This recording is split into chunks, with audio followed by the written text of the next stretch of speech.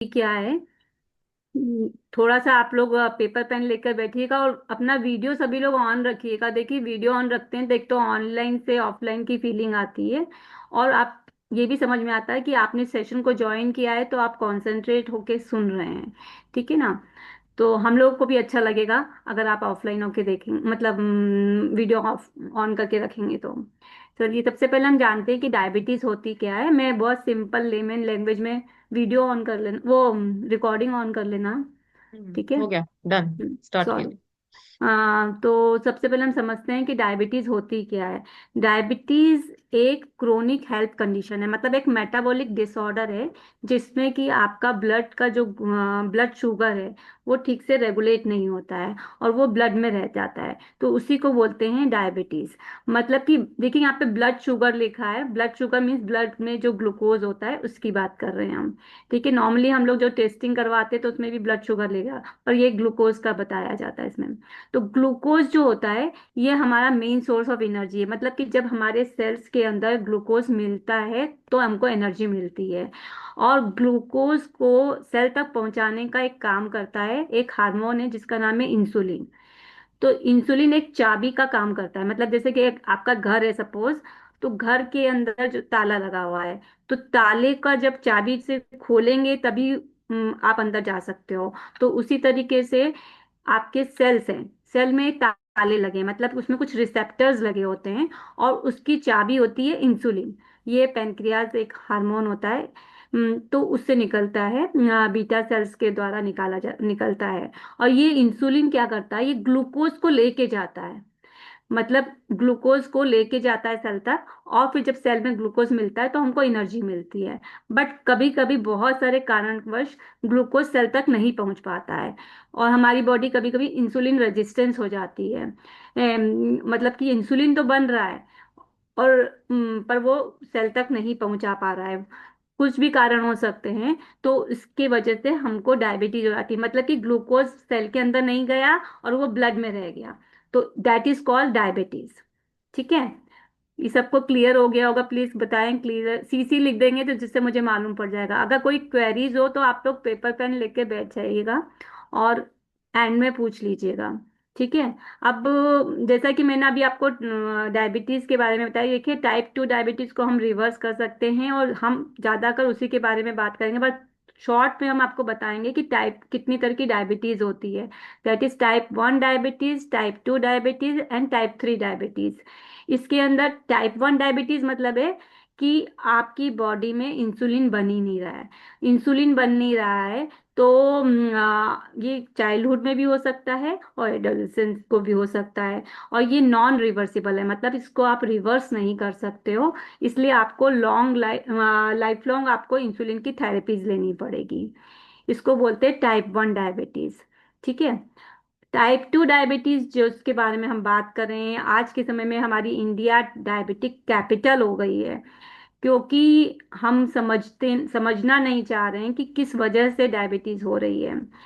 तो इसमें क्या होता है, आपके इंसुलिन बन रहा है बट वो अफेक्टेड, कभी कभी कम इंसुलिन भी बनता है और कभी ऐसा होता है कि इंसुलिन तो बहुत है आपकी बॉडी में बट वो अफेक्टिवली वर्क नहीं कर रहा है, मतलब कि इंसुलिन ताला खोल नहीं पा रहा है।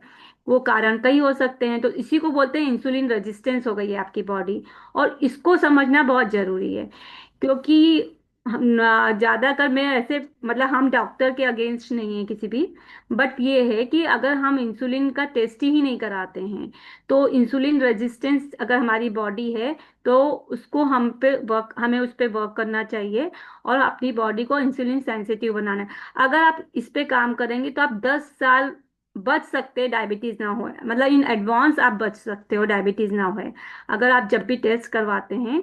और अगर आपकी बॉडी में, अगर आपको पता चलता है कि आपकी बॉडी इंसुलिन रेजिस्टेंस हो रही है तो आप इस पे वर्क कर सकते हो। जैसे हम नॉर्मल टेस्ट करवाते हैं उसके साथ में ये भी करवा सकते हैं। तो सबसे बड़ा फैक्टर है कि हमको लाइफस्टाइल में चेंजेस लेके आके हम अपनी टाइप 2 डायबिटीज को रिवर्स कर सकते हैं। और थर्ड है टाइप 3 डायबिटीज, जिसको एल्जाइम, जैसे कि आप जानते होंगे आज के समय में ये डिसीज बहुत कॉमन हो गई है। पहले ये नॉर्मली एडल्ट्स को ही होती थी, बट अभी ये यंगस्टर्स को भी हो रही है, मल्टीटास्किंग होते हैं। हम कभी कभी जैसे फ्रिज खोलते हैं और भूल जाते हैं कि हमें निकालना क्या था फ्रिज के अंदर से, चाबी रखते हैं और भूल जाते हैं चाबी कहाँ रखी है हमने। तो दैट इज अल्जाइमर डिसीज। ठीक है, और इसके अंदर अभी इसी को टाइप 3 डायबिटीज कंसीडर कहा गया है, और ये अभी साइंटिफिक इन्वेस्टिगेशन इस पे चालू है। नेक्स्ट। प्री डायबिटीज, इसके बारे में तो सभी जानते होंगे, मतलब कि आपका जो शुगर लेवल है, ग्लूकोज का जो लेवल है, वो नॉर्मल से ज्यादा है, और जो डायबिटिक पर्सन होते हैं उससे कम है, और इसको आप इजीली रिवर्स कर सकते हो। अगर आपने टेस्टिंग करवाई है और आपको मालूम पड़ता है तो आप इजीली रिवर्स कर सकते हो। ये दो और डायबिटीज है जिसके बारे में मैं शॉर्ट में बताऊंगी। मॉडी, मॉडी का मतलब होता है maturity onset diabetes of the young. ये नॉर्मली इसको मैनेज करने का ना तो टाइप 1 की तरह ना टाइप 2 की तरह। इसका इसमें क्या होता है कि आपकी जीन में वन सिंगल जीन में म्यूटेशन होता है, मतलब कि सपोज आपके, इसको हम कंसिडर कर सकते हैं कि ये जेनेटिक है, क्योंकि इसमें या तो आपके दादाजी को डायबिटीज है, फिर आपके फादर को डायबिटीज हो, फिर आपको भी हो सकती है। तो इसको भी रिवर्स करना मुश्किल है। ठीक है, तो ये जीन मतलब कह सकते हैं कि ये जेनेटिक डायबिटिक है। टाइप 2 डायबिटीज को भी कहा जाता है, बट ये mostly due to lifestyle disease की वजह से होती है। मतलब जो आपके फादर का खाना खाते थे, जैसे उन्होंने अपनी लाइफस्टाइल को कर रखा था, वैसे आप भी कर रहे हैं, इसलिए होता है। और एक है लास्ट में लाडा। लाडा का मतलब होता है latent autoimmune diabetes in adult. ये diabetes normally early 20s, early and 20s में और या अर्ली 30s में होती है। और इसमें क्या होता है, इसको 1.5 डायबिटीज कहते हैं, मतलब कि ना तो टाइप 1 डायबिटीज है और ना टाइप 2 डायबिटीज है। इसमें जो प्रोग्रेस होती है वो स्लोली होती है, मतलब कि पहले आप मेडिसिन पे डिपेंडेंट होते हो, फिर आप टाइप इंसुलिन थेरेपी पे आ जाते हो, तो ये स्लोली प्रोग्रेस होती है। बट इसको भी रिवर्स करना डिफिकल्ट है, रिवर्स नहीं कर सकते आप। और एक होती है गेस्टेशनल डायबिटीज, जिसमें कि प्रेगनेंसी में आपको डायबिटीज हो जाती है। बट इसमें क्या होता है कि आप जब आपकी प्रेगनेंसी आप के बाद में, फिनिश होने के बाद में, आप क्या इसमें आप अपने आपको चेंज वो कर सकते हो, ये डिसअपियर हो सकती है। बट अगर आपने अपनी लाइफस्टाइल को चेंज नहीं किया, आपने अपनी लाइफस्टाइल में हेल्दी नहीं किया, मतलब हेल्दी डाइट नहीं लेते, और ये तो ये बाद में जाके टाइप 2 डायबिटीज में आ सकती है आपको। तो इसलिए आपको ध्यान देना चाहिए कि हम टाइप 2 डायबिटीज हमको इसमें हो सकती है, तो हमें ध्यान देना है कि हेल्दी लाइफस्टाइल को अडेप्ट करना है। अब हम जानेंगे सबसे पहले कि ग्लाइसेमिक इंडेक्स क्या होता है, मतलब कि क्या क्यों होती है आज के समय में, किस फूड को खा रहे हैं हम, किसकी वजह से हमको डायबिटीज हो रही है। तो सबसे पहले हम जानते हैं कि ग्लाइसेमिक इंडेक्स क्या होता है। आप जो भी फूड खाते हैं उसका अगर ग्लाइसेमिक इंडेक्स हाई है, तो मतलब कि आपको वो नहीं खाना चाहिए। उसमें एक रेंज है जो कि हम अभी आपको पीडीएफ आपको ग्रुप में डाल देंगे, आप देख लीजिएगा। अगर, और ये गूगल में भी आप सर्च करेंगे तो आपको मालूम पड़ सकता है कि कौन सा, जैसे कि राइस है, हम लोग राइस के लिए बोलते हैं कि राइस का ग्लाइसेमिक इंडेक्स ज्यादा है, मतलब कि उसका ग्लाइसेमिक इंडेक्स अगर हाई होता है तो फिर वो आपका ग्लूकोज का स्पाइक करता है। मतलब जैसे ही आप खाना खाएंगे, जैसे कार्बोहाइड्रेट के लिए हम बात करते हैं कि जैसे ही आपने कार्बोहाइड्रेट खाया तो ग्लूकोज का स्पाइक होता है। तो ये किस लिए, क्योंकि उनका ग्लाइसेमिक इंडेक्स ज्यादा है। तो अगर 55 से अबाउ है, 55 से बिलो है, तो मतलब कि आपका लो ग्लाइसेमिक इंडेक्स का फूड है, आप उसको खा सकते हो। अगर 56 से 69 के बीच में है तो मीडियम ग्लाइसेमिक इंडेक्स है। और अगर 70 से अबाउ है तो आपका हाई ग्लाइसेमिक इंडेक्स का फूड है, तो उसको आपको अवॉइड करना चाहिए। तो जैसे कि अगर मैं एक सिंपल एग्जांपल के द्वारा हमने उन्हें इधर लिखा है, आप सर्च भी कर सकते हैं, जैसे कि ब्रेड है, वाइट ब्रेड है, व्हाइट ब्रेड या ब्राउन ब्रेड, कोई भी ब्रेड कंसिडर कर सकते हो, तो इसका ग्लाइसेमिक इंडेक्स है 70 से 75, मतलब कि ये हाई ग्लाइसेमिक इंडेक्स है, आपको इसको नहीं खाना चाहिए।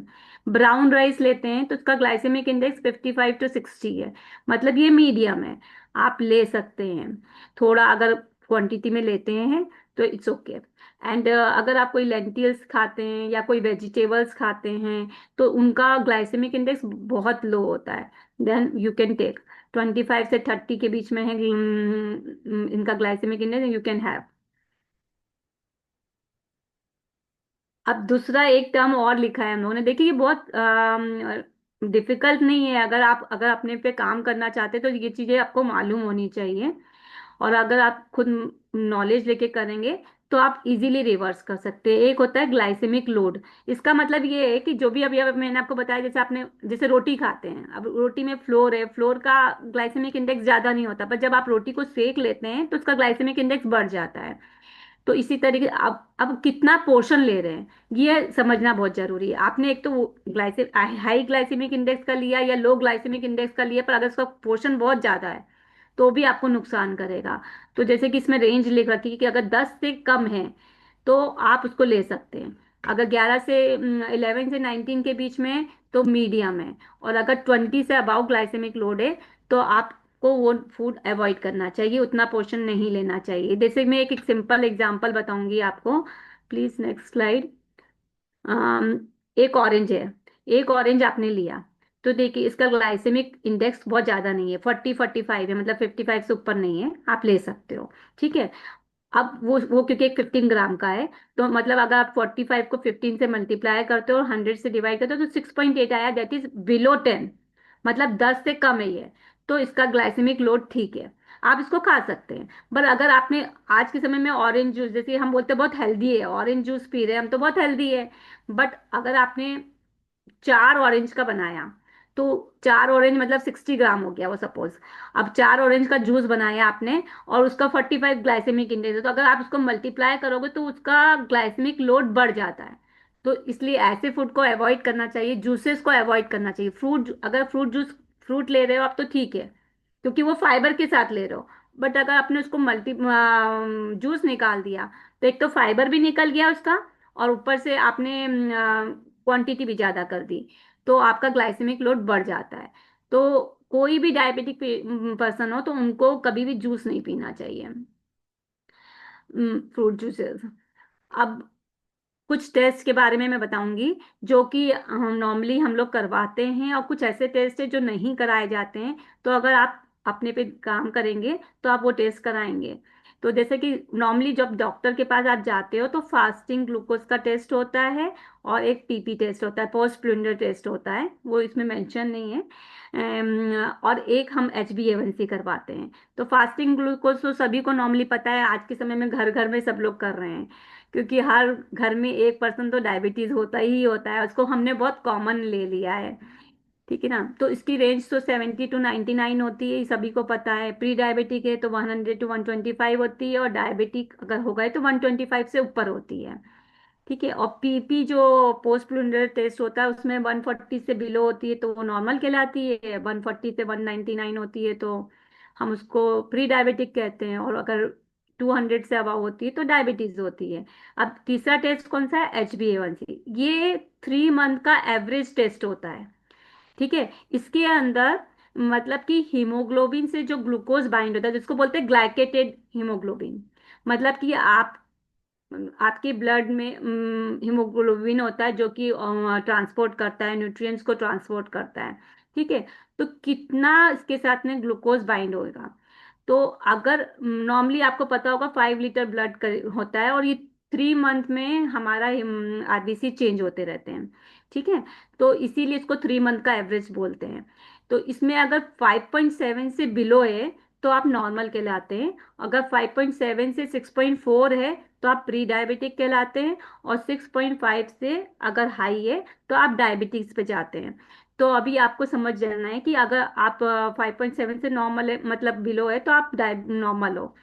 ठीक है। तो इसीलिए बोलते हैं कि 6-6 महीने में हमें टेस्ट करा लेना चाहिए, जिससे हमें मालूम पड़ जाता है, हम ध्यान दे सकते हैं। तीसरा टेस्ट है फास्टिंग इंसुलिन, जिसके बारे में मैं आपको बात कर रही थी। नॉर्मली ये टेस्ट नहीं कराया जाता है, जब हम डॉक्टर्स के पास जाते हैं तो वो टेस्ट नहीं कराया जाता। ये सबसे बहुत इंपॉर्टेंट है, अगर आप ये टेस्ट करवाते हैं तो आप 10 साल तक बच सकते हैं अपने डायबिटीज होने से। इसमें ये हमको ये बताता है कि आपकी बॉडी में इंसुलिन बन रहा है कि नहीं बन रहा है। अगर इंसुलिन बन रहा है तो हमें मेडिसिन लेने की क्या जरूरत है, या हमें इंसुलिन के इंजेक्शन जो लगने लगते हैं वो क्या जरूरत है। तो जब आप टेस्ट करवाएंगे तो उसमें जो नॉर्मल रिपोर्ट में लिखा होता है, अगर आप करवाते हैं फास्टिंग इंसुलिन तो उसमें 22 तक लिखा रहता है, बट उसको आप नहीं समझिएगा। नॉर्मली ये 2 to 6 होना चाहिए। अगर हेल्दी पर्सन है तो। और अगर माइल्ड मतलब 6 to 22 होता है, और मॉडरेटेड टू 20 to 44 होता है। पर 6 तक अगर आपका बन रहा है मतलब आप एकदम हेल्दी हो। अगर 6 से ज्यादा हो रहा है मतलब आपकी बॉडी इंसुलिन रेजिस्टेंस हो रही है, मतलब कि रेस्पॉन्ड करना बंद कर, मतलब आपके सेल्स के जो रिसेप्टर है, जो ताले हैं, वो इंसुलिन को रेस्पॉन्ड करना बंद कर रहे हैं। तो आपको ध्यान देना शुरू कर देना चाहिए। ठीक है ना? क्लियर? आप लोग को समझ में आया ये तुम मैंने जो आपको बताया है? अगर समझ में आया तो सी सी लिखिए, जिससे मुझे मालूम पड़ेगा कि हाँ समझ में आ रहा है आप लोगों को। एक टेस्ट है जिसको बोलते हैं होमा आईआर। होमा आईआर एक ये टेस्ट नहीं है, ये एक कैलकुलेशन है, जिसमें कि जो मैंने आपको अभी बताया कि फास्टिंग इंसुलिन का टेस्ट कराते हैं और फास्टिंग शुगर का टेस्ट कराते हैं। तो इसको जब आप मल्टीप्लाई करेंगे और 405 से डिवाइड करेंगे, तो आपको मालूम पड़ेगा कि आपकी बॉडी इंसुलिन रेजिस्टेंस हो रही है कि नहीं हो रही है। तो अगर ये 1 से कम आती है तो मतलब आपकी बॉडी इंसुलिन सेंसिटिव है, आपको कोई चिंता करने की बात नहीं है। अगर 1 से 2.5 के बीच में मतलब आपकी बॉडी इंसुलिन सेंसिटिविटी कम हो रही है आपकी, और 2.5 से अबाव है मतलब आपकी बॉडी इंसुलिन रेजिस्टेंस है। ये नॉर्मली पीसीओडी, अगर किसी पर्सन को आज के समय में बहुत गर्ल्स को पीसीओडी हो रहा है, तो उनकी बॉडी इंसुलिन रेजिस्टेंस है। जो भी ओबेसिटी की तरफ जा रहे हैं, उनकी बॉडी इंसुलिन रेजिस्टेंस है। फैटी लीवर है, तो उनकी बॉडी में इंसुलिन रेजिस्टेंस हो रहा है। ये हमारे साइन है जिससे हम पता कर सकते हैं। ठीक है। लास्ट एक टेस्ट है जिसको मैंने लिखा है सी पेप्टाइड। ये टेस्ट नॉर्मली टाइप 1 डायबिटीज अगर होती है तो मालूम करवाते हैं। इसमें इसकी जो रेंज है वो 0.5 से 2 mg की होती है। ये नॉर्मली जिनको भी टाइप 1 डायबिटीज है, अगर 0.5 से कम अगर रेंज में आता है तो मतलब कि उनको टाइप 1 डायबिटीज है। ये इसका कोई वर्क नहीं होता है, ये मतलब आपके जो बीटा सेल्स मैंने आपको बताया उसमें सी पेप्टाइड भी रिलीज होता है और इंसुलिन भी रिलीज होता है। इंसुलिन तो आपके काम करता है, सेल में जाके सेल में ग्लूकोज को ले जाने का काम करता है। बट जो सी पेप्टाइड है वो उसका कोई वर्क नहीं होता है, तो ये सेम अमाउंट में रिलीज होता है।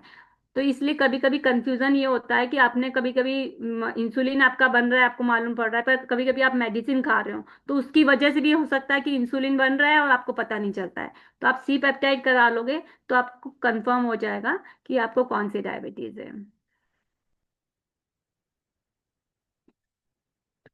अब हम समझते हैं कि क्या क्या क्या टेक्निक्स है जिसके द्वारा आप टाइप 2 डायबिटीज को रिवर्स कर सकते हो। तो सबसे पहले जैसा मैंने आपको बताया कि डाइट बहुत मैटर करती है। अगर आप अच्छा न्यूट्रिशन ले रहे हैं तो आपका जो ग्लूकोज का स्पाइक होता है वो स्लो हो जाएगा, और इंसुलिन रिस्पॉन्स करेगा। तो इंसुलिन अच्छे से रिस्पॉन्स करेगा तो आपको डायबिटीज नहीं होगी, मतलब एनर्जी लेवल भी आपका अच्छा बना रहेगा। अगर आप पुअर न्यूट्रिशन लेते हैं तो आपके ग्लूकोज का स्पाइक होगा, तो इंसुलिन का स्पाइक होगा, और फैट स्टोरेज भी होगा, आपकी बॉडी इंसुलिन रेजिस्टेंस भी हो सकती है। तो हमें अच्छा न्यूट्रिशन लेना है। बहुत सारे लोग, बहुत सारे मिथ से अभी आपको क्लियर होंगे, क्योंकि हम समझते हैं घर का खाना खा रहे हैं, बट घर का खाना खाने के बाद भी हमको डायबिटीज हो रही है। तो इसके लिए आप समझिएगा, बाद में कोई भी क्वेरीज हो तो आप पूछ सकते हो हम लोगों को। अब सबसे पहले कार्बोहाइड्रेट, जैसा कि अभी मैंने आपको बताया कि हम ब्लड ग्लूकोज समझते हैं, जैसे कि बलजिंदर ने बताया कि हम सोचते हैं कि शुगर, हमको डायबिटीज हुई मतलब शुगर नहीं खाना है। पर कार्बोहाइड्रेट मतलब भी एक शुगर ही होता है। ठीक है ना? मतलब ये ग्लूकोज बनाता है किसी भी फॉर्म में, अगर कॉम्प्लेक्स फॉर्म में भी हो, जैसे कि रोटी है, मैं सपोज बोलूंगी कि एक रोटी आप खा रहे हो, तो उसके अंदर ग्लूकोज, मेन ग्लूकोज नहीं होता है, उसमें स्टार्च होता है। तो वो स्टार्च जब ब्रेक डाउन होता है तो वो ग्लूकोज का फॉर्म लेता है। तो वो एंड प्रोडक्ट उसका ग्लूकोज ही है। बट ये है कि अगर वो फाइबर के साथ में है, तो वो थोड़ा स्लोली डाइजेशन होएगा। बस ये डिफरेंस आता है। हाँ, अब आप अगर शुगर खा रहे हैं, मीठा खा रहे हैं, मतलब डायरेक्ट शुगर खा रहे हैं, तो उसके अंदर क्या होता है, ग्लूकोज भी होता है और फ्रुक्टोज भी होता है। तो वो आपका 50% ग्लूकोज होता है, 50% उसमें सुक्रोज होता है। फ्रु- अगर आपने डायरेक्ट रिफाइंड कार्ब्स खाया तो वो मतलब हो गया आपका ग्लूकोज का स्पाइक करेगा। पर अगर आप स्लो ये खाते हैं, कॉम्प्लेक्स कार्ब्स खाते हैं, तो उसमें डाइजेशन आपका स्लो होएगा, ग्लूकोज भी धीरे धीरे रिलीज होएगा, इंसुलिन की जो है डिमांड वो भी कम होएगी, और आपकी इंसुलिन सेंसिटिविटी बढ़ती है। तो जैसे कि आप जो भी फूड खाते हैं, अगर कॉम्प्लेक्स कार्ब है उसमें फाइबर है, तो आपका ब्लड शुगर स्टेबलाइज रहता है और आपका डाइजेशन स्लो होएगा। तो आपको ये समझना है कि जब भी आप कार्ब्स खाते हो तो फाइबर के साथ खाना है, जो जिसमें फाइबर हो वो वाला कार्ब्स खाना है, कॉम्प्लेक्स कार्ब्स खाना है। तो आपका ग्लूकोज का एब्सॉर्प्शन डिले मतलब धीरे धीरे होगा। और आप अपने जब फाइबर खाते हो तो आपके जो गट में बैक्टीरिया होते हैं वो भी फीड करते हैं, क्योंकि वो उसका खाना है। तो जब उनको खाना अच्छा मिलता है, वो एक सिम्बायोटिक रिलेशनशिप में रहते हैं हमारी बॉडी में, मतलब कि आप उनको हेल्प करोगे तो वो भी आपको हेल्प करेंगे। ऐसा होता है उनका हमारे साथ में, हमारी बॉडी में रिलेशनशिप। तो हमारी बॉडी में गट बैक्टीरिया में गुड बैक्टीरिया भी होते हैं और बैड बैक्टीरिया भी होते हैं। तो हमें उनका खाना जरूर खाना चाहिए। तो फाइबर उनका खाना है, वो हमारी इम्यूनिटी बढ़ाते हैं, हमारा फूड का एब्सॉर्प्शन में हेल्प करते हैं। तो आपकी फास्टिंग जो शुगर है वो आपकी लोअर रहेगी, और आपका जो ग्लूकोज कर्व है वो भी आपका स्लो होएगा। ठीक है। आप लोग को समझ में आ रहा है? तो इसके सोर्सेज जो हैं वो है वेजिटेबल है, सीड्स है, लेग्यूम्स हैं, होल ग्रेन्स हैं। ठीक। तो ये अगर आप लेंगे तो आपका जो शुगर का स्पाइक है वो ज्यादा नहीं होएगा। अब आगे का पोर्शन रिम्पी जी लेंगे, प्लीज रिम्पी टेक ओवर। तो अभी तक मधु जी ने जो भी बताया, आई होप सबको समझ में आया होगा अच्छे से। नहीं होगा तो आप लास्ट में हम लोग क्वेरी सेशन लेंगे, आप उसमें अपना क्लियर कर सकते हैं। देखिए, उसके बाद नेक्स्ट न्यूट्रिएंट जो है वो है प्रोटीन। प्रोटीन के बारे में बताने से पहले मैं एक इंफॉर्मेशन आप सबको देना चाहूंगी। अभी अभी यूएस ने एक न्यू डाइटरी गाइडलाइन इशू करी है, क्योंकि अभी तक हम जो गाइडलाइन फॉलो कर रहे थे वो 40 इयर्स ओल्ड गाइडलाइन थी। उसके हिसाब से एक बंदे की जो प्रोटीन की रिक्वायरमेंट है वो 0.8 ग्राम पर बॉडी वेट के हिसाब से थी। बट अभी ये एकदम चेंज हो गई है। ये 1.2 ग्राम से 1.6 ग्राम पर केजी बॉडी वेट के हिसाब से हो गई है। ऐसा इसलिए हुआ है क्योंकि उनके हिसाब से जो यूएस है सिर्फ वही डायबिटिक कैपिटल बन रहा। वहां पर बच्चे भी डायबिटिक हो रहे हैं, वहां पर बड़े भी डायबिटिक हो रहे हैं। बट रियलिटी ये है कि यूएस से ज्यादा इंडिया में डायबिटिक पेशेंट मिलने लगे हैं। और हमारे यहाँ तो न्यू बॉर्न जो बच्चे हैं वो भी डायबिटीज हो रहे हैं। रीजन ये है कि उनकी जो मदर्स हैं वो प्रेगनेंसी के टाइम गेस्टेशनल डायबिटीज को कैरी कर लेती हैं, और फिर उसका उसको प्रिक्योर करती नहीं है, उसका ध्यान नहीं रखती हैं, तो जो न्यू बॉर्न बेबी है वो भी डायबिटीज के साथ ही पैदा हो रहा है। तो बेसिकली वो जो यूएस की गाइडलाइन है वो हमारे यहाँ इंडिया में भी स्टार्ट होनी चाहिए। अभी तक हमारी गवर्नमेंट ने इसके लिए कोई स्टेप लिया नहीं है, बट इट्स ओके, बट हमें वो फॉलो करना चाहिए। तो इसमें क्या है, देखिए जो प्रोटीन होता है, हमारी हमारी जो एक हेल्दी प्लेट है ना, वो ऐसी डिजाइन होनी चाहिए कि एक हेल्दी प्लेट में हाफ पोर्शन जो है वो फाइबर होना चाहिए, मीन्स हाफ पोर्शन में आप वेजिटेबल्स एंड फ्रूट रखिए। देन 1/4 पोर्शन जो है वो प्रोटीन होना चाहिए, एंड 1/4 पोर्शन जो है वो कॉम्प्लेक्स कार्ब होना चाहिए, एंड साथ में 3 to 4 स्पून गुड फैट। ये हमारी हर दिन की हेल्दी प्लेट होनी चाहिए। तो उस प्लेट में जब हम प्रोटीन वाला पोर्शन काउंट करते हैं, मान लीजिए एक बंदे का वेट 50 kg है, तो प्रोटीन रिक्वायरमेंट जो उसकी रहेगी 1.6 into 50 kg, तो ऑलमोस्ट 80 ग्राम। 80 ग्राम ये हर एक बंदे के लिए है, चाहे वो वर्कआउट कर रहा है या तो सिडेंट्री लाइफ स्टाइल है, ये हर एक बंदे को चाहिए ही चाहिए। अब अगर वो जिम गोइंग बंदा है, मतलब जिम गोइंग है, बहुत हैवी वर्कआउट कर रहा है, तो उसकी रिक्वायरमेंट और ज्यादा इंक्रीज हो जाती है, अबाउट 2 kg और 2.2 kg। इस हिसाब से उसको मल्टीप्लाई किया जाता है। लेकिन एक बंदा जो कि सिडेंट्री लाइफस्टाइल जी रहा है, तो उसको भी 60 to 80 kg protein, 60 to 80 gram protein every day चाहिए ही चाहिए। तो प्रोटीन से क्या होगा, एक बार जब हम ब्रेकफास्ट में प्रोटीन खा लेते हैं तो हमारा जो स्टमक है वो फुल रहता है। मीन्स प्रोटीन डाइट लेने के बाद हमें जल्दी से भूख नहीं लगती, स्टमक हमारा एम्प्टी नहीं होता है। जिसकी वजह से क्या होता है, जो शुगर है वो धीरे धीरे रेज होती है। क्योंकि अगर हमारा पेट फुल रहेगा तो हमें बार बार भूख नहीं लगेगी एंड हम हर बार खाना नहीं खाएंगे। तो बेसिकली हम खाने में जितना गैप रखते हैं, इंसुलिन उतना ही कम स्पाइक होता है, उतना ही कम हमारा ब्लड ग्लूकोज लेवल बढ़ता है।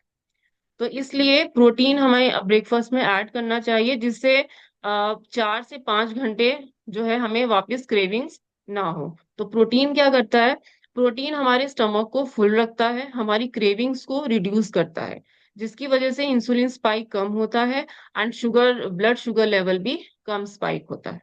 तो प्रोटीन जो है वो खाना खाने के बाद जो इमीडिएट ग्लूकोज स्पाइक होता था उसको स्टेबल कर देता है, जिसकी वजह से जो इंसुलिन की रिक्वायरमेंट्स हैं वो कम हो जाती हैं। मीन्स जितना इंसुलिन नेचुरली बॉडी रिलीज कर रही है, हमारी बॉडी उसी को यूज करती है, हमें एडिशनल इंसुलिन की रिक्वायरमेंट नहीं होती।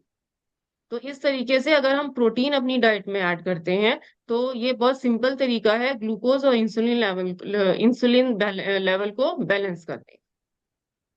तो अपनी डाइट में प्रोटीन ऐड कीजिए। प्रोटीन वेजिटेरियन और नॉन वेजिटेरियन हर तरीके से मिल जाता है। हालांकि नॉन वेजिटेरियन लोगों के लिए बहुत इजी है प्रोटीन सोर्सेज, जिसमें आप एग और चिकन ऐड कर सकते हैं। बट जो वेजिटेरियन लोग हैं उनके लिए थोड़ा स्ट्रगल होता है प्रोटीन, क्योंकि हमें लगता है दालों से हमें प्रोटीन मिल रहा है, बट दालों में भी ना, दालों में जो मेजर पोर्शन है वो कार्ब्स का होता है, प्रोटीन कंटेंट उसमें भी कमी होता है।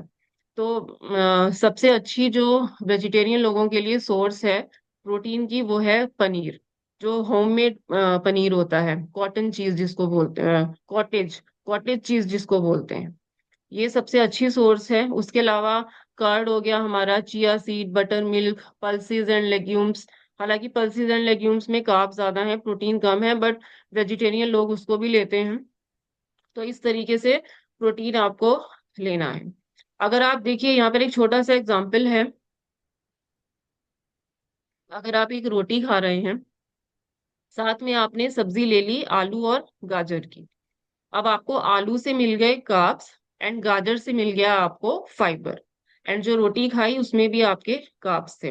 और अगर मल्टीग्रेन रोटी है तो थोड़ा बहुत फाइबर भी होगा उसमें, लेकिन इसमें प्रोटीन कहाँ है, इसमें प्रोटीन तो है ही नहीं बिल्कुल भी।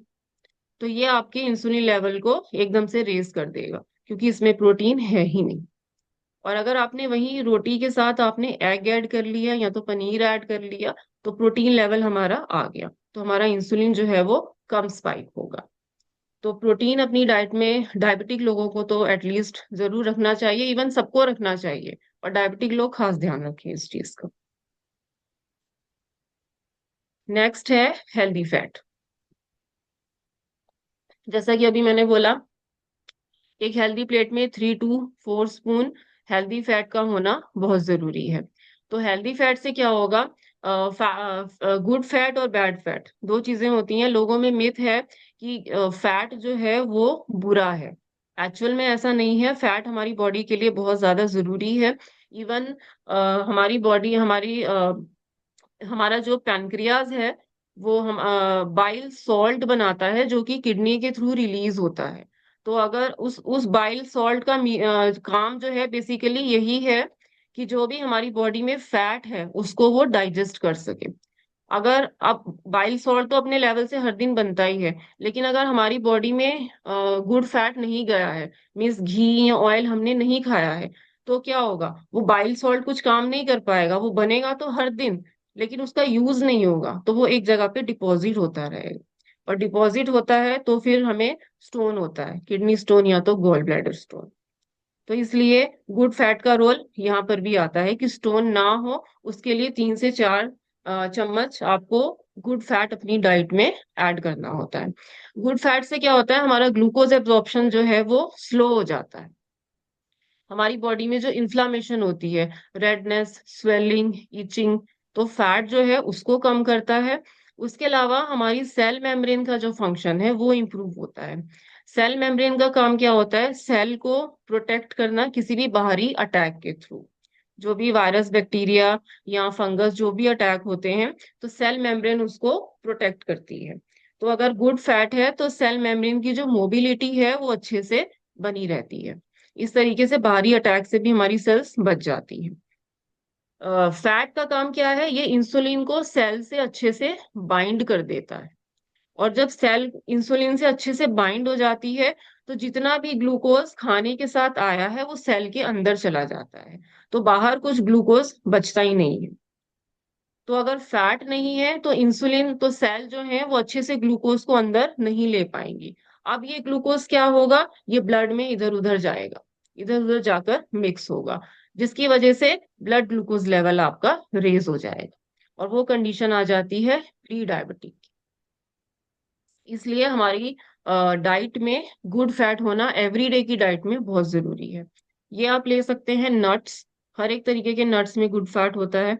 उसके अलावा सीड, ऑलिव ऑयल, घी, घी भी आप ले सकते हैं, कोकोनट, एवोकाडो। कोकोनट और एवोकाडो ये दो ऐसे फ्रूट्स हैं जिनमें गुड फैट भी पाया जाता है, तो ये आप ले सकते हैं।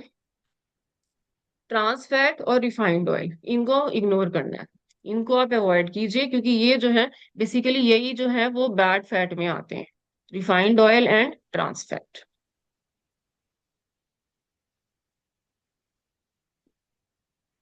नेक्स्ट जो टेक्निक है डायबिटीज को रिवर्स करने की, पहली जो टेक्निक थी वो थी फूड बेस्ड, जिसमें हमने देखा carbs, slow carbs and complex carb, fast carb and simple carb. उसके बाद हमने देखे फाइबर, एंड नेक्स्ट हमने देखा प्रोटीन, और फिर गुड फैट। ये तो था न्यूट्रिशनल बेस्ड। नेक्स्ट जो टेक्निक है वो है वेट लॉस। बहुत ही स्ट्रॉन्ग एविडेंस मिले हैं कि अगर कोई पर्सन 5 to 15% वेट लॉस कर देता है तो वो डायबिटीज बढ़ने को वहीं पर रोक देता है, उसकी डायबिटीज रेज नहीं होती है, वो वहीं पर रिमिशन लग जाता है। और अगर अगर किसी के लीवर से फैट रिड्यूस हो रहा है और पेनक्रियास से भी फैट रिड्यूस हो रहा है तो उसका जो इंसुलिन फंक्शन है वो फिर से बेटर होने लगता है। तो फैट लॉस जो टेक्निक है, ये जो साइंटिफिकली प्रूवन टेक्निक है डायबिटीज को रिवर्स करने की। तो ओबेसिटी, फैट यानी कि ओबेसिटी, इसीलिए सलाह दी जाती है कि फैट लॉस हम लोग इसीलिए बोलते हैं कि फैट लॉस वो इसीलिए कि डायबिटीज की बहुत जरूरी टेक्निक है रिवर्स करने के लिए फैट लॉस करना। नेक्स्ट है रेगुलर फिजिकल एक्टिविटी, इसका भी बहुत स्ट्रॉन्ग एविडेंस है। फिजिकल एक्टिविटी, अगर हम अपनी बॉडी को फिजिकली एक्टिव रखते हैं तो हमारा इंसुलिन जल्दी से स्पाइक नहीं होता है। एरोबिक एक्सरसाइज आती है इसमें, वॉकिंग, साइकिलिंग, स्ट्रेंथ ट्रेनिंग। उसके अलावा लेग पुलिंग आती है, स्टेयर पे जोर जोर से चढ़ना, स्विमिंग करना, किसी भी तरीके की जो फिजिकल एक्टिविटी है वो इंसुलिन स्पाइक होने से रोकती है। यहाँ पे एक छोटी सी चीज मैं बताऊंगी, अगर किसी दिन हमें लगता है कि हमने मीठा ज्यादा खा लिया या इमीडिएट अभी एक बोल हमने गाजर का हलवा खा लिया, वट एवर कुछ भी खा लिया, तो आप खाकर एकदम बैठे ना, आप खाकर या तो तेज तेज वॉक कर लें, और या फिर आप 8 से 10 बार तेज तेज स्टेयर्स पे चढ़ जाएं, चढ़ें और उतरें। इससे क्या होगा, आपका इंसुलिन स्पाइक नहीं होगा, एक स्टेबल ग्राफ में ही रहेगा, स्पाइक नहीं होगा, स्टेबल ग्राफ में रहेगा, जिसकी वजह से ग्लूकोज भी स्पाइक नहीं होगा। तो मीठा खाने के बाद बैठने के बजाय इमीडिएट किसी भी फिजिकल एक्टिविटी में लग जाएं, तेज वॉक करना और स्टेयर पे चढ़ना ये बेस्ट है इंसुलिन को स्पाइक होने से बचाने के लिए। नेक्स्ट है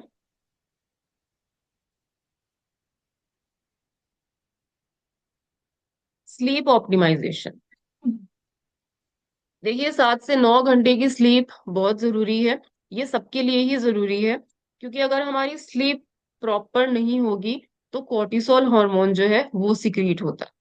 कोर्टिसोल हार्मोन जो है वो स्ट्रेस रिलीज करता है, स्ट्रेस को इंक्रीज करता है। अगर कोर्टिसोल एक लेवल में रिलीज हो रहा है जितना लेवल हम सबको चाहिए तब तो ठीक है, लेकिन अगर हमें कोर्टिसोल लेवल एक लिमिट से ज्यादा रिलीज हो रहा है तो वहां पर वो स्ट्रेस इंक्रीज करेगा।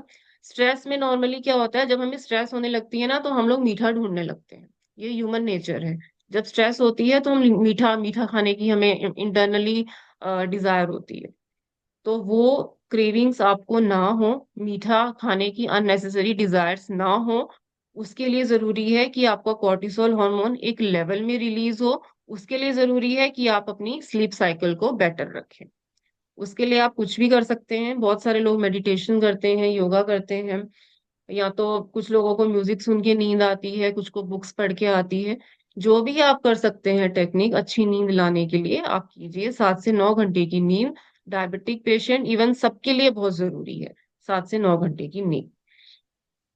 स्ट्रेस रिडक्शन, ये दोनों बहुत कनेक्टेड है एक दूसरे से। अभी मैंने आपको बताया कॉर्टिसोल हार्मोन सिक्रीट होगा जो कि स्ट्रेस को बढ़ाएगा। स्ट्रेस जब क्रोनिक हो जाती है तो ब्लड शुगर लेवल बढ़ने लगता है और हम प्री डायबिटिक होते हैं, बाद में हम डायबिटिक हो जाते हैं।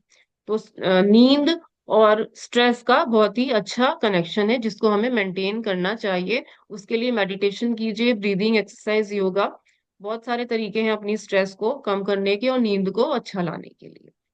ये बहुत जरूरी है डायबिटीज मैनेज करने के लिए।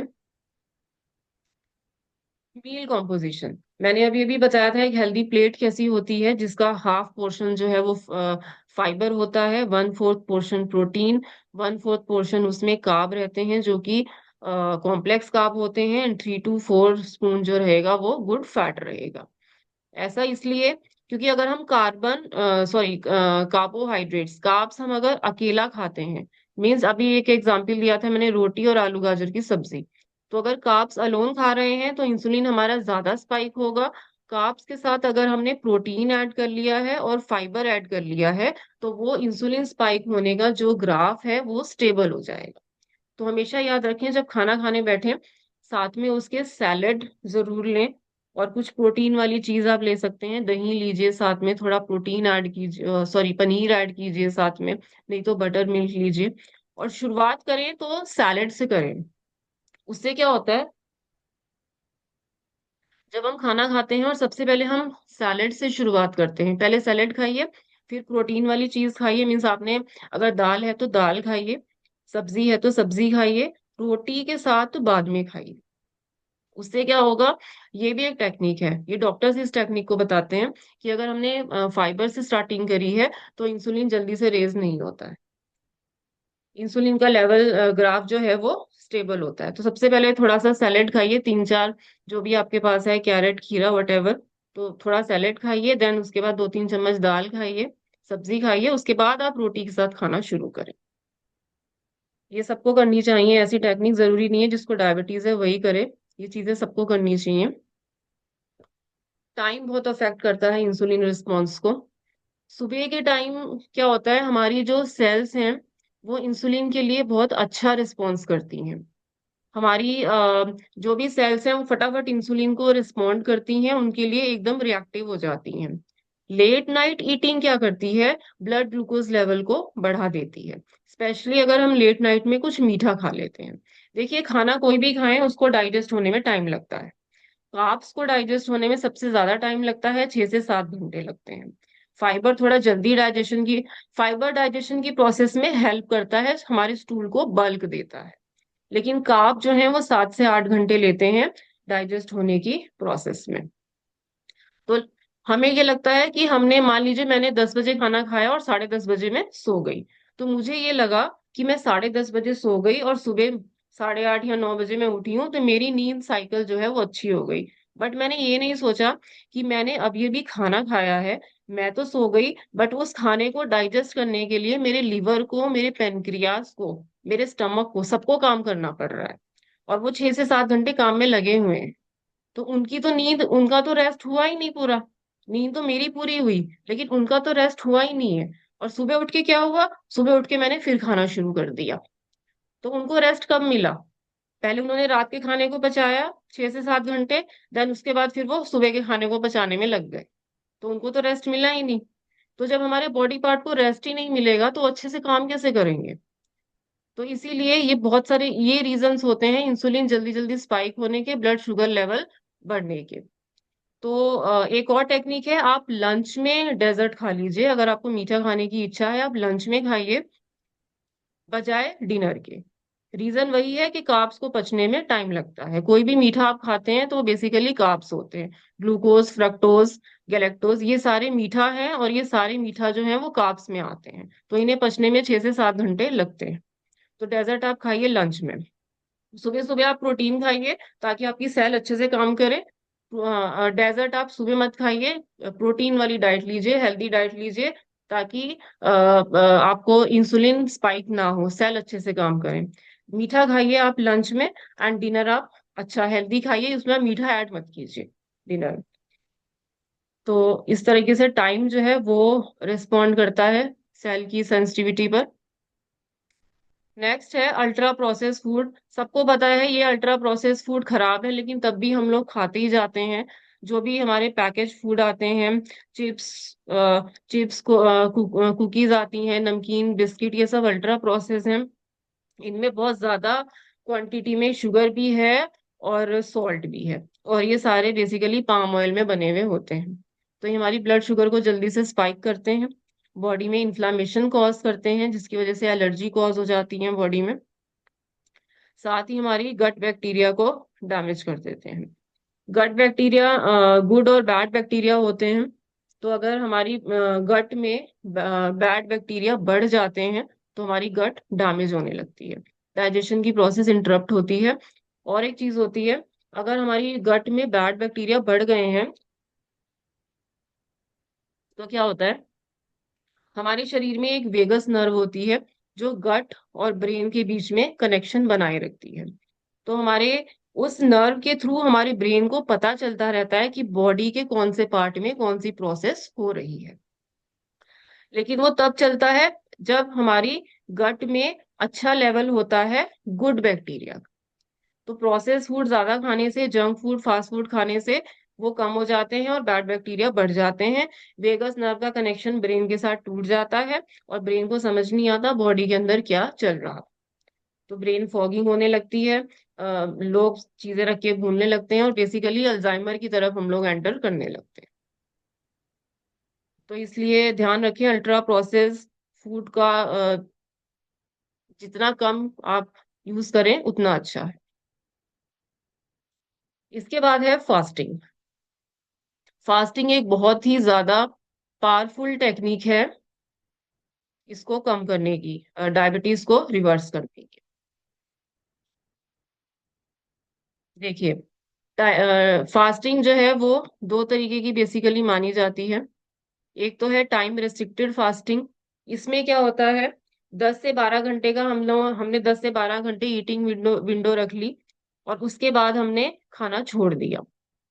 टाइम रिस्ट्रिक्टेड है, हमने एक टाइम बना लिया कि मुझे 12 घंटे फास्टिंग रखनी है, मुझे 14 घंटे फास्टिंग रखनी है। एक तो ये है फास्टिंग का तरीका। दूसरा है इंटरमिटेंट फास्टिंग। मतलब हमने एक दिन अच्छे से खाना खाया, नेक्स्ट डे हमने फास्टिंग रख ली।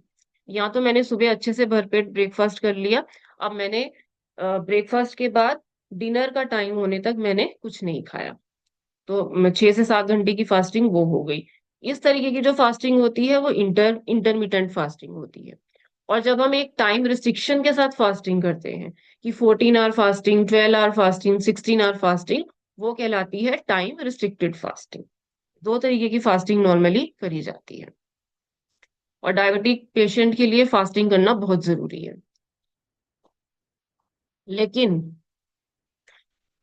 किसी भी डायबिटिक पेशेंट को विदाउट कंसल्टेंसी फास्टिंग नहीं करनी है, क्योंकि सबकी बॉडी अलग अलग तरीके से रिस्पॉन्ड करती है फास्टिंग के लिए। तो देखते हैं फास्टिंग कैसे काम करती है। सबसे पहले क्या होता है, हमारी इंसुलिन को ब्रेक मिलता है। अगर हमने, देखिए यहाँ पे दो पैटर्न दिखाए हुए हैं, एक है अमेरिकन पैटर्न और एक है रिस्ट्रिक्टेड पैटर्न। अमेरिकन पैटर्न में क्या है, 8 से सुबह 8 से लेकर रात को 8 बजे तक खाना खाया गया है। उसके बाद रात को 8 से लेकर सुबह 8 बजे तक फास्टिंग रखी गई है। मीन्स 12 घंटे खाना, 12 घंटे छोड़ देना। ये नॉर्मल नॉर्मल पैटर्न है। टाइम रिस्ट्रिक्टेड फास्टिंग देखिए, सुबह 8 बजे खाना खाया, 2 बजे उसने छोड़ दिया, मतलब 8 से 2 के बीच में खाया, उसके बाद उसने कुछ नहीं खाया। तो ये जो फास्टिंग है, ये जो लंबे समय की जो फास्टिंग है, ये फास्टिंग बॉडी पे बहुत अच्छा इम्पैक्ट डालती है। कैसे? सबसे पहले तो हमारी पोस्ट प्रेंडियल इंसुलिन कम हो जाती है। ये वो इंसुलिन है जो खाना खाने के इमीडिएट बाद बढ़ने लगती है। खाना खाने के लगभग 2 घंटे तक आप इस इंसुलिन को टेस्ट कर सकते हैं, टेस्ट के बारे में मधु जी ने बताया था। तो ये वो इंसुलिन है जो खाना खाने के बाद रेज होती है। तो एक तो इस फास्टिंग से ये इंसुलिन लेवल कम होता है, सेल की इंसुलिन सेंसिटिविटी बढ़ती है, सेल जल्दी जल्दी रिस्पॉन्ड करती हैं, बीटा सेल का फंक्शन अच्छा होता है। बीटा सेल पेनक्रियाज में होती हैं जो कि इंसुलिन को रिलीज करती हैं, तो बीटा सेल का फंक्शन अच्छा होता है। बीपी हमारा स्टेबल होता है। ऑक्सीडेटिव स्ट्रेस कम होती है। ऑक्सीडेटिव स्ट्रेस जो होती है वो फास्ट फूड खाने से होती है, या तो नींद पूरी ना होने की वजह से होती है, पॉल्यूशन की वजह से होती है। तो फास्टिंग से ऑक्सीडेटिव स्ट्रेस कम होती है। उसके अलावा हमारी इवनिंग के टाइम जो एपेटाइट है, अननेसेसरी की एपेटाइट है, वो कम हो जाती है।